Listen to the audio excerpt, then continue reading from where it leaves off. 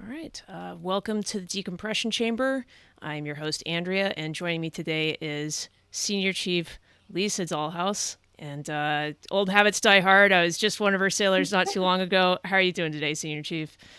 I'm doing great, and I'm excited to be on your podcast and see your other world outside of the military.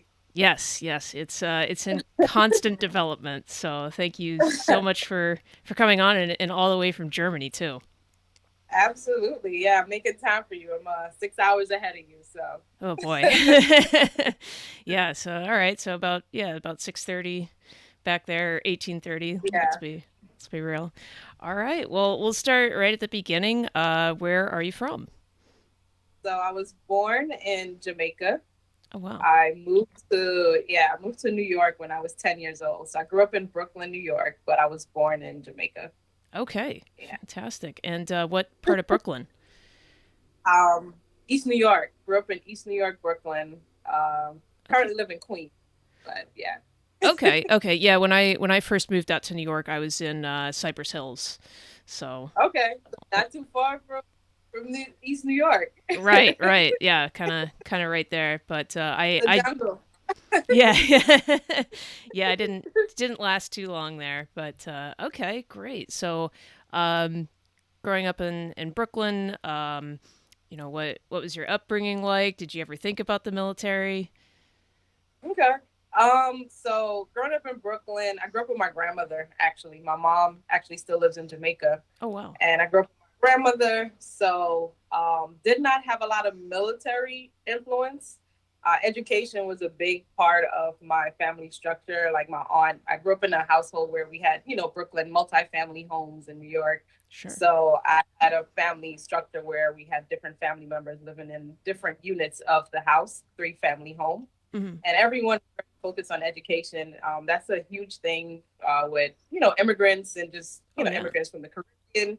Always just trying to figure out what's the educational routes for a better life for your children. So my aunt was a teacher, Oh wow. so yeah, I was in a household with a teacher. So I was very overbearing sometimes in a sense, right? Because you're always feeling Yeah. like you have to live up to the perfect standard. Of But I had course. a pretty great childhood, grew up with a lot of family around, cousins, but didn't know anyone in the military. Hmm. My first connection to the military was actually my best friend, her sister, her older sister. Oh. While we were in high school, she was in Bahrain in the military, and she would come home and visit, and I would kind of get a little curious about what is she doing. Yeah. Looked like Yeah. she's making some good money and living a good life. Sure. So that started my curiosity about it, but no family ties.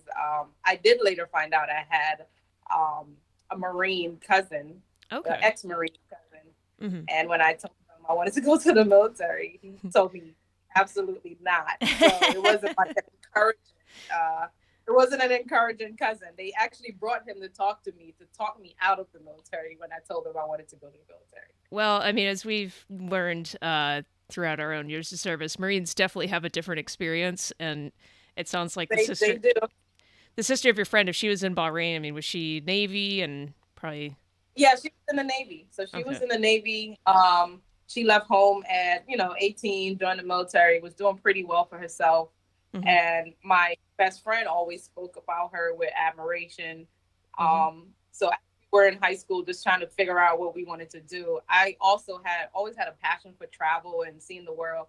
So the more I learned about the Navy, I felt like it aligned with what I wanted to do as far as my goals. Oh And yeah. for some reason, college just was not speaking to me as my next step, but there was a Yeah. lot of pressure for me to go to college in my Of course. household. It was tough Yeah. coming home and saying that's not what I want to do. Oh, especially in as you mentioned with the emphasis being on education, but it and I think it really was for my family too. But if you don't know what you want to study, boy, college is an expensive Exactly. exploratory route to go. Let's say if you don't know what you want to do. Exactly. Yeah. Exactly. And I grew up with my grandmother, so there was also that for me that personal. I don't want to put that kind of financial burden on her. My grandmother was already in her older years. She was Mm, still working, but just thinking about being able to, you know, provide for myself in a way that didn't put that burden on her, where she would have to figure out how she's going to help me pay for college and Oh all yeah. those things played a factor in me wanting to like break away independently as soon as I turned 18. Yeah. And the military was definitely an outlet for that. So no regrets in that aspect at all. Absolutely. So okay, so decide Navy's the way to go.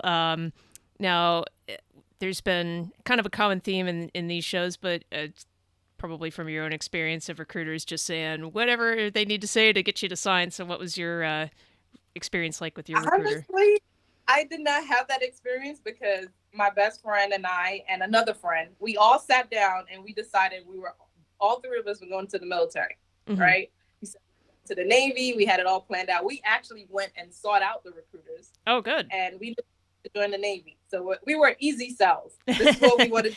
Yep. Where do we sign? What's the deal? Yeah. But the funny story about that is, so we were all supposed to leave at the same time on, they have the buddy program, whatever Yeah. that program was called. And for whatever reason, I don't know where we went wrong here, but I ended up camp first. Oh no. And by the time I got to boot camp, I got the letters of, oh, I won't be joining right now. Or one of my other friends actually joined the Army What? after she had already signed a Navy contract. Oh man, the So old yeah, I ended switcheroo. up being the lone sailor when I first got to boot camp. Oh, But what's jeez. interesting too about my career path is that I actually was in boot camp. So one of the other things besides education that my family was concerned about was that just like your child going to war or being involved in conflict. And at that time, this is 2001 when I joined the military. So Oh I'm wow. like, when is the last time America been to war? Whatever. What are you guys talking about? You're crazy. Yeah. I joined Yep. the military. I went to boot camp September 5th, 2001. Holy 6 days cow. later, September 11th happened while I was in boot camp. And my Wow. family was completely like, what the heck did you do with your life? Kind Oh of deal. yeah. So, yeah. Oh man. What? Yeah, it was tough. Yeah, that's quite a thing to think. Well, probably the whole time that I'm in, if it's just an enlistment, no more, and Yeah. then 6 days into, probably not even out of P days. I was at I was in the dental area waiting for my dental checkup on P days. Oh And, man. recruiters came in and said, hey, if you're from New York, here, come to this side. At that time, no one really knew, like you Oh yeah. probably, I don't know where you were, no one knew what was going on. We just knew there was something that happened in New York and DC and Pennsylvania. Mhm. And Yeah. of course, as it unfolded, it was tough because Sure. people had a lot of family in these areas that passed away. So there was Oh yeah. constant crying every day that someone would get updated information from home about the attacks. And Yeah. then it just created a lot of uncertainty and chaos in boot camp because we were scared. We were 18 and we're like, does this mean we're going to war? Yeah, yeah. It just like changed the trajectory. Like I joined the military for a good time to travel and get my education. I mean, education was still on the forefront of my mind, but I wanted it to be free. Yes. And that was my goal. And my trajectory of being in the military completely changed because now Oh it's yeah. like a more serious thing. So Oh, absolutely. Yeah. It's you have your own goals, but those have to be somewhat aligned with the backdrop and circumstances of the world, and when it changes exactly, that radically, oh boy. very Yeah. very radically. So it was a different mindset leaving than when I went in. Oh You know? yeah. Yeah. Radically different.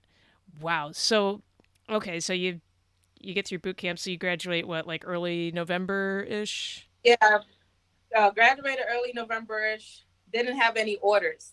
Oh. I was like one of those sailors that they called everyone's name for their orders. I don't know Mhm. if you remember. Yeah, yeah. Oh yeah, I don't. Hey, my name wasn't called, and they're like, "Oh yeah, we're gonna figure out what's going on." And of course, I found out the reason I didn't have orders is because I was going overseas. I was actually going to Italy, Oh wow. and I had to do like the pre-screening, the overseas screening, and all these different things. So I had to actually stay behind longer Oh. to get my clearance to go overseas and everything. So my first duty station was La Maddalena, Italy. Nice. And I know you remember your dream sheet, right? Yeah, yeah, So which usually is I was crumpled up in and boot thrown camp. away. Yeah. Again, I was a traveler. Of course, everyone was like, "Oh, they're never going to send you anywhere you want to go, so you might as well just put Virginia." Hmm. which is where I thought I was going to end up. Yeah. And Yeah. I was thinking like Spain and Italy and all these places. And then when they told me I'm going to Italy, I'm like, what? I didn't think you guys would pick me for that. Excellent. So yeah, that was my first journey. I was on a ship, AS-39. So it was a submarine tender. Okay. Okay. Yeah, Not a every bad first deal. I love both. Yeah, The Love Boat. that's my nickname, the love boat. Yeah. All right. Any is that just historically what the name is, what the Historic. nickname is, or It is a submarine tender, so it had a lot. That was a ship that had like one of the largest populations of females. oh It was like a 20 ratio of females to males on that ship. wow. Yeah, and I don't think there was many ships out there like that. And of course, you would have the submarines pulling. You've been in the Navy. Oh The yeah. love connection that happened within 2 days, and so yeah, it just got this name, the Love Boat. Makes sense. Makes perfect Yeah, sense. So, how long were you in Italy for? Just two I years, was or in Italy. I was in Italy for 2 years, so I went into the Navy undesignated, okay, and that okay, was because I wanted to leave right away. I yep, did not want to delay and change my mind and get convinced to go to college. So they hmm, were like, "Well, the only way to go right now is if you pick this program, the delayed, the undesignated program, yeah, whatever." I was in cell. They didn't have to trick me. yeah, It sounded great. I did. So I got to my ship. I was an undesignated seaman, and I actually became a jet engine mechanic because I struck into the AD rate while I was there. okay, So it canceled out my 4 year orders, cut it in half, sent me to A school. So yeah, okay. Not too bad. not a bad. No, no. Where was A school at? A school was in Pensacola, Florida. Another not too bad duty station. Not bad. Yeah, I mean it was tough because I was, of course, learning a whole different language, learning how to be a mechanic on air. Actually, I was learning how to be a mechanic on jets, helos, the whole nine, just like foreign language. Thought I was getting away from school, Hmm. but there's a lot of school involved. So Oh yeah. yeah, yeah. How long of an A school is that? I believe it was an 8 week school, but once you Okay. do your 8 week school, once you decided like what platform, so I decided to go the Hilo route. I had to go to an additional 8 weeks of school to learn about Hilo, so about 16 weeks total. Oh Yeah, man, yeah. That's yeah, pretty strenuous. But okay, so you get your 16 weeks of schooling out of the way. You get orders at the end of all of that, or where did they send you? yeah. I end up in San Diego, California, You're at North pulling a Island. straight flush. This is not I disclaimer, I not did not indicative of prepare. future results. Yeah, I end up in North Island, California, and of course, California is beautiful. The weather is great. Not too But there shabby. was one issue. I was a New Yorker without a car that didn't know how to drive.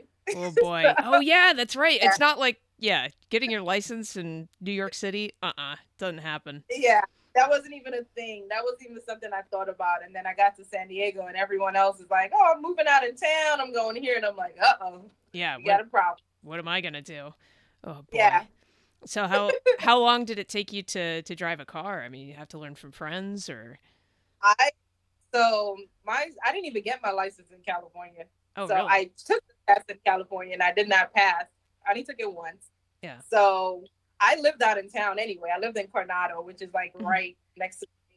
Pretty nice area. Oh yeah. Don't know what an airman was doing living in Coronado at that time. Eh, why not? So one of my friends attempted to teach me how to drive. Yeah. So I went on his car a few times. And then the craziest story is as an airman, I'm in a squadron, and Hmm. there's this New Year. It wasn't my LPO, but he was an E6 and a other bunch of other sailors that were there. Hmm. And they're like, "We're going out to Dalhouse. We're going out for New Year's Eve. Do you want to be our designated driver?" And I'm like, "I don't have a license. I have my permit." They're Yeah. like, "Oh yeah, you'll be fine. Yeah." Of So of course. course, they pick me up. We go to whoever's house they're staging at, and this sailor has like an expedition. Like those really big Yeah. Ford, Yeah. and they like hand me the keys. Oh I get boy. in the car. I'm knocking over everything, and we Oh. get on the highway. Oh boy. Let's knock Get things on the over at a high highway rate of speed now. very slowly, Yeah. very slowly. I was cautious, and I get on the highway, and we get pulled over like 4 minutes into the drive because Oh I'm like all man. over the road. Yeah. And surprisingly, they pull us over. I show my permit. I'm like, oh man, I'm gonna get in trouble. I'm like, it's nighttime. I'm not even supposed to be driving with a permit, but Yeah, for yeah. whatever reason, they let us go. They were like, oh, okay, just be careful. Yeah, And yeah. I drive everyone to the club Oh man. somehow. And then I drive them back home, knocking over everything. But they didn't care. They got to the club and they weren't driving because they were going to be drinking. Yeah, yeah. So yeah, that was my road test. I didn't get my license until I went to my next duty station. Okay. Okay. Yeah, cops do tend to be fairly forgiving of designated drivers. They're like, you're it's only going to get rougher Yeah, from here. Let's not start off on the wrong foot. Yeah. exactly, exactly. It was quite an adventure. Awesome. So, where was your next duty station where they had a more forgiving driver's test? Virginia. So Okay. then that's when it all started going downhill now. No, so I was so then I actually wanted to come back to the East Coast. I had spent 2 years overseas to Yeah. not being close to family and friends. Hmm. So I come back to the East Coast, actually got it. I went to AIMD, which is like the intermediate maintenance for aviation, where you actually work on the engines, like you Hmm. fix the engines, you're not on any of the airplanes or anything. Yeah. So I ended up there in Norfolk, Virginia. So I was there for 2 years. Okay. So the good thing about that first split tour was that every duty station I've been to since then was only 2 year orders, no matter if it was sea or shore duty. That's So that's not too bad. Keep the learned changes the way coming. the system. Yeah. Yeah. Yeah, even if it's not your cup of tea, it's only 2 years, Yeah, that's all I had to keep thinking. Oh, I'm only here for 2 years. As soon as you get used to me, I'm gone. Yep. Yeah, it's not a bad way to be. So, okay, so that's your active duty time. I mean, did you stay in after Virginia or Yeah. So I actually did two different commands in Virginia. So I did oh, AIMD for 2 years, and then I left AIMD and I went to a fighter jet squadron. So I worked on F-18s oh for nice. 2 years. By then I was like 82 dollhouse. Yeah. And I got there. Actually, my contract was almost up. I only had like a year and change left on my contract, and of course, some sea lawyer Hmm. convinced me, oh, we're good. They were going on deployment on the Roosevelt at the time, and they were Okay. like, well, we're going on deployment. You want to get out? You might as well go on deployment, save some money, which was very smart. It was a good thing, Hmm. and I went on deployment with them, and I came back, and then I got out. So I spent 8 years on active duty before I Wow. left in 2009. Okay. Okay. Well, yeah, in 2009, that was right about the time I was coming in. So, kind Oh wow! of different ratings. It's not like we tag teamed out by any stretch of the Oh imagination, but wow!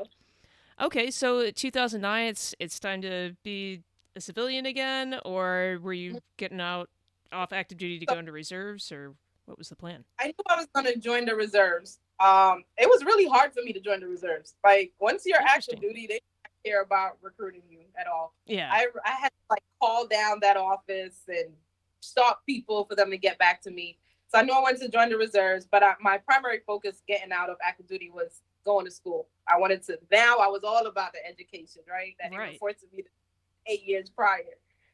So I got out and I started my bachelor's. I did my bachelor's in aviation management because I thought that was my path.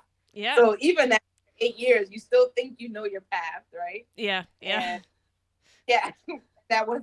I'm not doing anything with aviation now, but that was where the baseline started. But I've always been in the military or getting out of the military at pinnacle events in history, which I got out of the military in 2009. It was the recession. It was Yes. that whole, yeah, Yeah. Yeah. It was a rough time. it was a rough time, and really hard transition initially because I also got out when that was the first year they started using the post 9/11 GI Bill. Right. And Right. Yeah. yeah, so I was excited because I'm like, oh, I'm going to be getting BAH to go to school and all these things. But I started school in August of 2009, Hmm. and I did not get paid for 6 months Oh. while I was in school.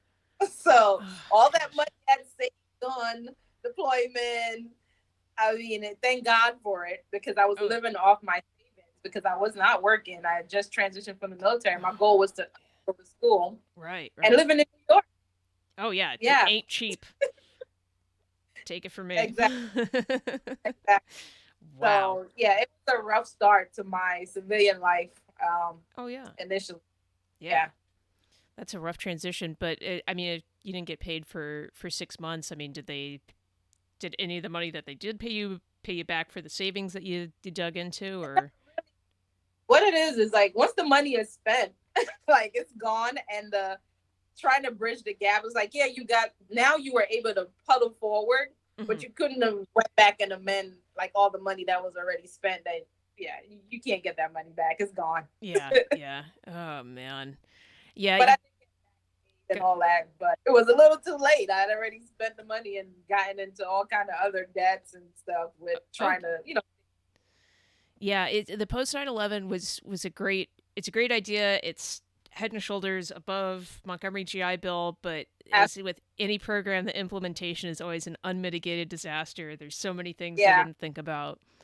Ugh, I what? was for the disaster. Yeah, they were so backed up. They didn't anticipate so many people using it. So the regional offices were so flooded with applications that Of they course. couldn't process quickly enough. Yeah. Wow. Uh, Terrible. Now, did you have some college credits from your military service though to Yeah. apply? Okay. So while I was in the military, like I said, education had never been something that was like I was completely against education. I just knew I didn't want to go to college right after I left high school. Yeah. But I had taken college credits, and of course I had credits from the military, so I did get some of those college credits transferred over, Hmm. and I only had 2 years for my bachelor's when I got out. Oh, that's fantastic. That Yeah. was kind of a game in a sense. Yeah. Good. Good. Well, then, yeah, no, the 8 years in the military definitely paid off in It terms did of experience and education. Good. absolutely, absolutely. That's great. So with reserves, I mean, you said it was really difficult to join. Did you have like a break in service, or were you able to No, I get in? did in service. So I got out in, I want to say I got off active duty maybe April, end of April, and Mhm. then, terminated all that stuff. So by June, I was actually in the reserves, but I Okay. had taken a lot of phone calls, a lot of like, chasing people down. So I joined the reserves. And of course, I get in the reserves and they're like, well, you can't stay AD. You have to change your job. So, Yeah, yeah. They don't want of reservists working course, on planes usually. no, they're like, the place is overcrowded. You can't stay. And I'm like, what? Like, I loved my job. I loved aviation. Like I said, I went to college to be an aviation manager. So, Yeah, um, when they told me that, I was devastated. And of course, you're so attached to your rate in the military. of course. And then they presented me with the options of what, when, who. And I'm like, what? And then, Yeah, again, some salty sea lawyer was like, oh, you should pick Bozeman. I'm like, Bozeman? No way. yeah, Absolutely not. I was an undesignated seaman. I vowed I would never become a Bozeman, which yeah, is why I struck with D. yeah. And, they were just like, hey, in the reserves, it's a good path to upward mobility, Hmm. unlike a lot of the other rates. So Sure, I kind sure. of and so I struck into Bosa taking their advice, and it has been very fruitful for me. So I'm glad I made that decision. That's great. Great. Now, did you have to go to A school, or it was just No, cross right no, over? pretty much I took the test. So I was already in second class, eligible for first class when I got into reserves. And when I took the test, I actually passed and became a BM1 on my Wow, first, knowing nothing about being a BM or that's any awesome. of that advanced technical knowledge you would need for a BM1. But That's yeah, it worked out. yeah. Hey, nothing wrong with that. That's great. Um, all right. So now, were you? Other question was when you got off active duty and reserves and everything else, were you back in New York City and in East New York or different part? So I went back to New York City. I lived in Bedford Stuyvesant, so Hmm. Bed-Stuy. Yep. And when I came back, I had a realtor, all these things. Because I was a bit more financial well off than I was when I left. I was Sure. 18. But the crazy thing is, like, when you leave New York at such a young age, you forget you haven't experienced New York as an adult. So Oh, being an adult right. in New York was very new to me. Like, I hadn't been an adult. I was a child when I left. That's true. So got a realtor, and they were like trying to sell me on Bed-Stuy, and I'm like, when I left New York, Bed-Stuy, do or die. It was Yes. not Yeah. like, Not the place but to you know, be. New York is very gentrified now. So he was, this was like what, 12 years ago. So he was Mhm. like, hey, it's a up and coming. The neighborhoods are changing, and I'm like, Right. whatever. I don't believe you, but it did. So I got into Bed-Stuy very early. So yeah, Nice. Nice. Yeah, I had a similar experience. I left the town I was born and raised in, again about 18, 19, and I didn't, went back much later as an adult after I'd already been in the Navy, and just going to a bar, it was like, oh yeah, there's bars here. I just never went because yeah, wasn't 21, and it but just didn't occur to me. And driving around and everything else, yeah, it's a weird experience going back yeah, to your hometown as an adult. as an adult, yeah, it's very, and I think sometimes that causes a lot of challenges because it's not what you thought it was when you left, and not what you knew because you've never experienced it that way. Right, right, and there's been changes too. I mean, Yeah, my hometown is certainly different than when I grew up, and as you mentioned, like Bed-Stuy is certainly different yeah. from what you I, remember. Yeah. I also remember when I went home the first time. So I went home, and when I was in Italy on the you could work for the recruiter, like you go back home, you work for the recruiter, you get Yeah. the free leave. I took full advantage of that. Of course. And when I came home and I went to East New York, I was like, oh my gosh, I lived here. Like Yeah. it was just dirtier and just crazier. But growing up, this was home, so it's like, oh, this is normal stuff. Right. But my Right. land completely shifted when I went. I'm like, oh my gosh, I did not realize I lived in like such a dump. Not like in that, like Yeah. New York is gritty. It's gritty, and I did not realize it because I was in it, so I couldn't see how gritty it was until I came back. Yeah, Right. A lot to be said for getting a different perspective on yeah, life and everything else, being able to yeah. live all over and meet different people. Yeah, then you go back and it's like, oh yeah, this Like, is maybe yeah, not my cup of tea. like the exact. Yeah, yeah. Wow. So, okay, so you get your bachelor's degree in 2 years, you make BM1. And are you drilling out of the Bronx at this point? Yeah, I Okay. was drilling out of the Bronx. After I finished school, I actually started working for British Airways, Okay. um, and I wasn't getting paid anything, of course, because like the aviation industry is based on all seniority based. Everything is like Sure. you start at ground level, and until you get seniority, you're Right. just where you are. Right. So started working for British Airways, and I'm like struggling, like, oh my gosh, I got bills to pay. I mean, I'm an adult that have been on my own for a long time, Yeah. and living on the New York economy, no more BAH, none of that fancy stuff I was getting. Yeah. So I was grinding really hard, and it was tough. And also the reserves, of course, you're not getting paid much of anything. I was a BM1 then. It's like you're getting paid maybe $300 if that per Right. pay, you know, so it wasn't much help, and started looking for other opportunities in aviation. So I ended up crossing over to work for JetBlue, which was a little better, Yeah. but still not money I was used to. Mm-hmm. So sorry, I didn't mean to cut you off. Oh no, no, I'm just agreeing. Yeah, it's tough. Yeah, so I started like saying, okay, I love working in aviation. It's my passion. And but how else can I supplement my income? Yeah. So I started like tapping more into veteran resources because again, I got out of the military during the time of the major recession. There was a lot of focus on veterans and programs for veterans. So they had the workforce development program, which is like Workforce One now that everyone knows it as. But they actually had dedicated Workforce Ones that unleashed veterans could go to. Mm-hmm. So I started there, like, hey, maybe I'll find a part-time job to supplement my JetBlue life, whatever. Yeah. Yeah. And I ended up meeting someone that told me about this program. Like, it's actually the company I work for now. And I went there because I knew they help veterans with employment, etc. Yeah. And I met a senior. He was also an AD. What a coincidence! So we bought. Nice.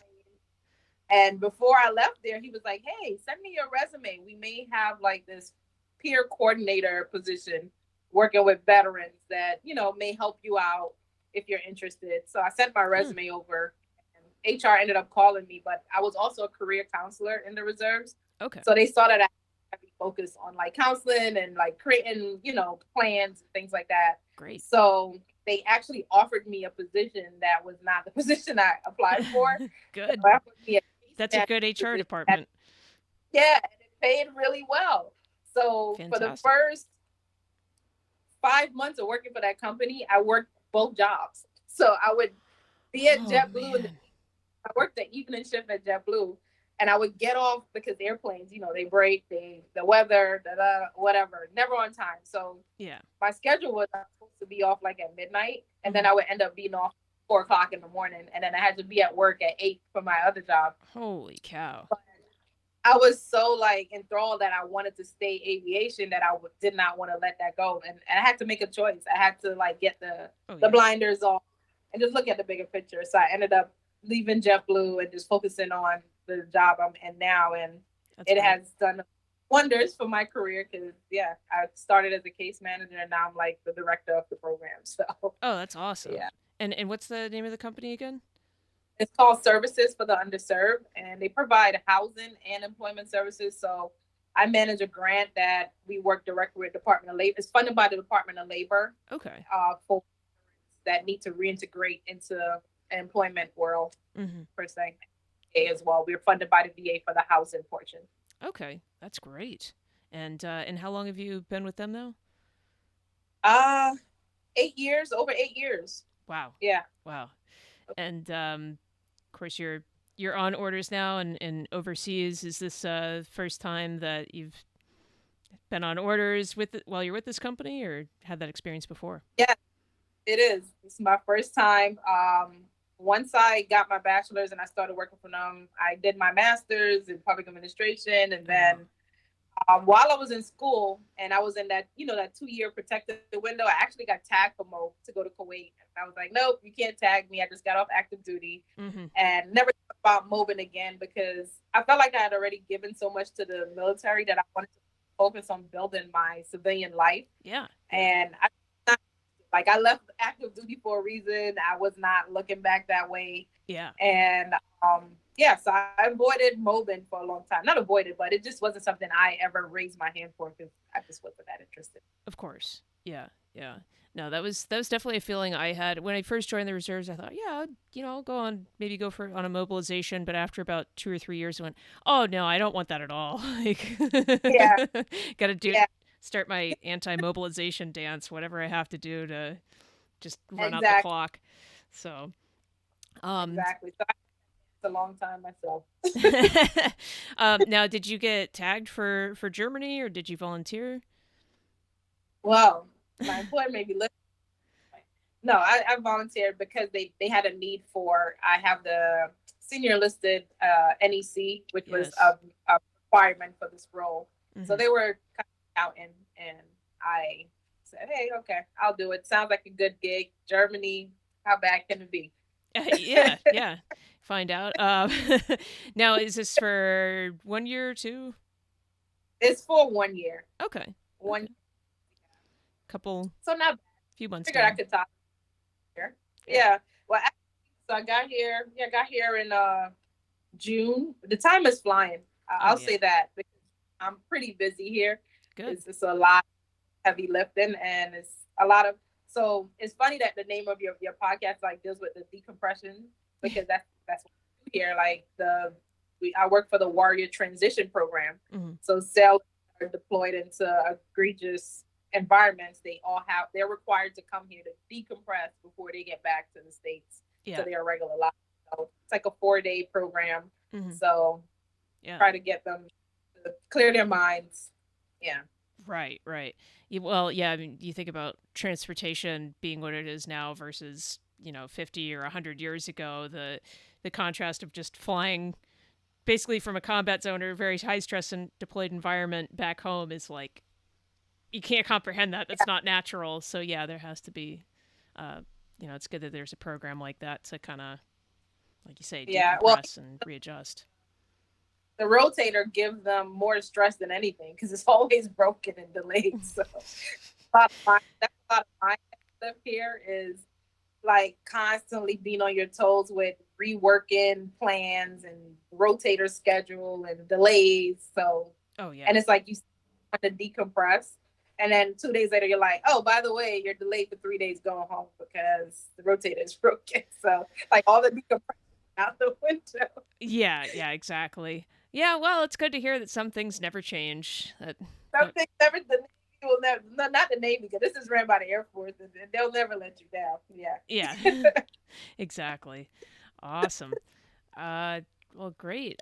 So, looking ahead once you get back from Germany, are you looking at staying in the Navy, making Master Chief someday? What's your plan? Yeah, that's definitely, I feel like I would not give myself a fair advantage if I did not at least get my look at Master Chief.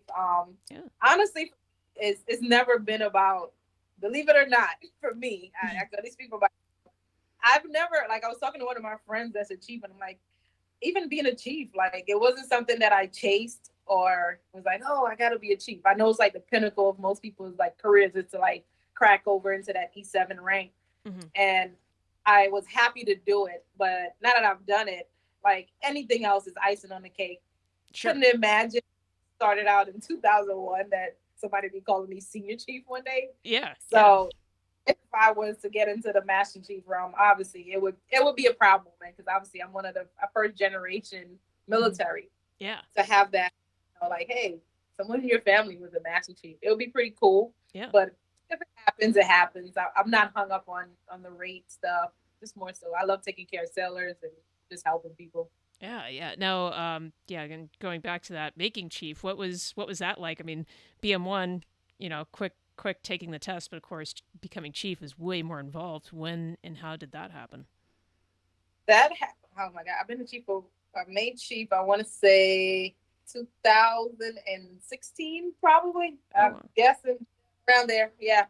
So it was it was shocking that Yeah, you I'm find not out you're shocked. board eligible, and oh boy, now what?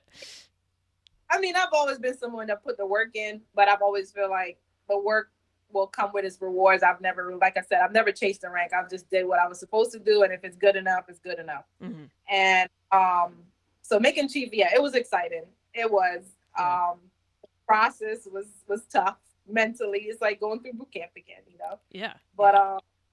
but I learned a lot of lessons, Yep. a lot of development throughout the process. But it was really exciting, and I was just that was like the first time my family, because when you're in active duty, your family doesn't really get to be up close and personal Oh, unless you're that's true. married Yeah, yeah, that's with true. everything that's happening. So that was the first time like my family, my friends were able to actually witness like a promotion ceremony and then one of that magnitude too. Yeah, It felt pretty good to finally have them understand like the pinnacle of what's happening in my life in the military. So yeah, it was yeah. pretty cool. That is great. Yeah, especially to have him present like that. Awesome, Yeah. awesome. Um, so, uh, all right. So definitely, you're open to making Master Chief, and you've been Senior Chief for what, about year and a half, two About years two. now? So next year, April will be my first look at Master Chief. So I highly doubt I'll be a first time upper, but I got some time. You Yeah, never know. yeah, You yeah, never know. He's selecting anybody now. But yeah. That's but yeah, I'm excited if it does happen. I think outside of making chief, hmm that will probably be one of the most memorable moments if that happens for me in the Navy. And I can't ask for anything more. I've made it to the pinnacle of what it's all about. So yeah, yeah. Now, the other thing, well, and this is going to be getting into inside baseball, but with EPU 102, I think you came into that unit not long before I did, so like end of 2019, beginning of 2020, yeah, right? over 2019. Yeah. Now, did you have any grasp as to or any experience as to what the unit did, and you were prepared for it, or it's like, why are they pulling me? What am I doing? No, so I've always been very strategic in my career. Hopefully you've learned that by now that I've only had Yes. 2 years stations. I don't think most people do. Hmm. Um, so my goal in the reserves has always been Like I've left active duty. Active duty took a lot from me, like my time, my life, my everything, right? So Sure. when I joined the reserves, I always had an outlook that I have to see what I can get from the military now. Like, what is the military going to give me? How is it going to benefit me in a sense? So Yeah. I've always been thinking, I love to travel. Hmm. If I'm going to be in the reserves, I'm only going to pick units that make me travel. If I'm going to be overseas, so every unit I've ever been in, I've always been an overseas billet Yep. for a very specific reason. So I actually was up for orders, and I knew about EPU. I knew that they had a overseas mission, Hmm. and that was my driving factor in coming to that unit. Yeah. Great. Great. Well, yeah, and you were there for, yeah, Yeah. right about 2.5 years, and now off Yeah. to Germany. Now I'm off to Germany, and I haven't seen anything. I haven't traveled anywhere because we lived through COVID in That's 102.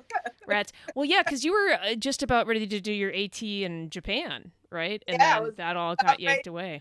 there, which, by the way, is very high on my list of places to go. So I was very excited. Yeah. And yeah, so it was like I switched over to this unit, and I have not seen that one port, that one anything since I've been here. So, Oh and then I man. left. Wow. Yeah, of course. So are you do you have are you going back to EPU 102, or do you have your pick of I unit to will go to? be my window for orders. I'll Okay. be in my 9 month window. So if I'm not extended, which I highly doubt I will be because I've already done an extension in the unit. So Okay. I Yeah. have to find some other grass to graze at this point. Yeah, yeah, but somewhere probably out of the Bronx. What's that? So that's always the focus. Yes. Be overseas. I like it. That's a good plan. Yeah, well, I don't know about you, but for me, I had about a 3 year break between active duty and reserves. So it was like, okay, well, it'd be kind of like active duty. It'd be like riding a bicycle. And I got to my first reserve unit. It was like, no, I don't know what the hell is going on. I'm never going to Yeah, figure this out. I Navy when I was in reserves. Like my first week in the reserves, I said, "What the heck is this? Yeah. I can I cannot be here." And again, um, I've always been fortunate. I meet the right sea lawyers at the right time. Yeah. And another lawyer chief, well, I think he was a first class then. He came to me and said, "Hey, he gave me the whole spill. This is what you make it. You focus on what you want to. You kind of pick your own adventure here, Hmm. and you get what you put in, kind of deal." Yeah. And once he gave me that little pep talk, I took on some responsibilities that kept me going, like career counselor and all these Yeah. realms. It just became something that was more interesting to me than just sitting around in a classroom. So Yeah. I was with you. I was ready to get out. I was like, yeah, this is not how I want to spend my weekends. Right. Right. Yeah. Makes perfect sense to me. Um, and we always kind of cap off every episode with the same basic question. For anyone looking to join the military today, do you have any advice? I think if you want to join the military today, I would say know exactly what it is you want to get out the military. Like any other Yeah. plan, create a plan for yourself, whether it be 4 years, you know, the 20, whatever it is. Hmm. Um, be financially intuitive.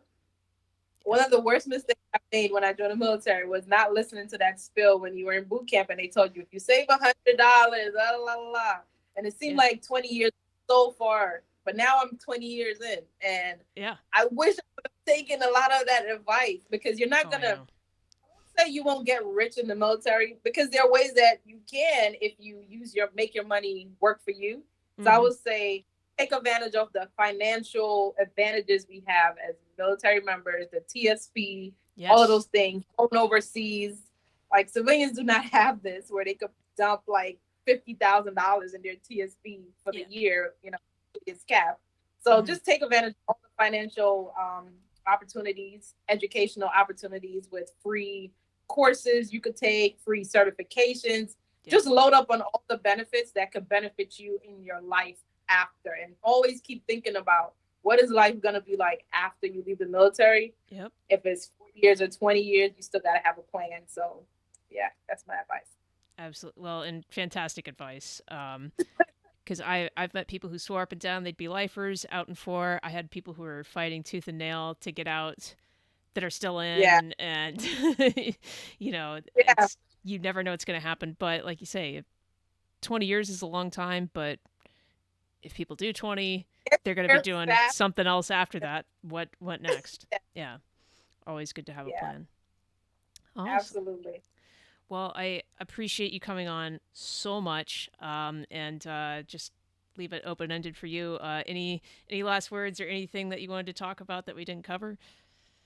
No, I mean, thank you so much for having me. It's, like I said, it was awesome working with you.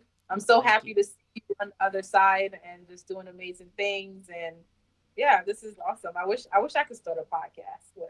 Oh well, if you have questions, I can show you how to do it. Maybe give you probably a little bit longer page of what not to do. Uh, but yeah, it's fun to do. Highly recommend, especially if there's an interest and a passion. Um, you might only have, let's say, maybe 9 dedicated listeners, Hey, but but you get to. It's a great networking tool too to find people of similar interests and everything else. It's a great community.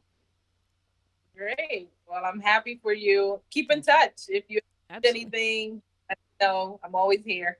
I appreciate that so much, and same goes for you. If you have questions on podcasting and stand up comedy, I mean that's that's about all I got going on. But happy to help. And again, thank you so much, and all the best to you out there in Germany and upon your return. All right. Thank you, everyone. Have a good one. You too, Senior. Bye. Bye.